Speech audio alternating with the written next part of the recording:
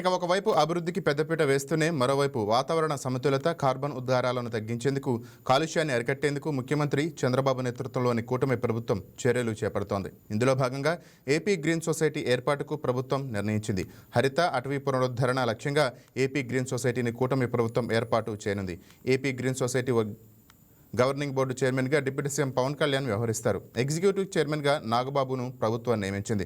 ప్రభుత్వం తాజా నిర్ణయంతో కొణిదెల నాగబాబుకు కేబినెట్ ర్యాంక్ హోదా దక్కినట్టయింది. రాష్ట్రంలో పచ్చదనానికి పెద్దపీట వేస్తూ ప్రస్తుతం ఉన్న 30% గ్రీనరీని 2047 నాటికి 50% పెంచే లక్ష్యంతో ఏపీ గ్రీన్ సొసైటీ పనిచేయనుంది.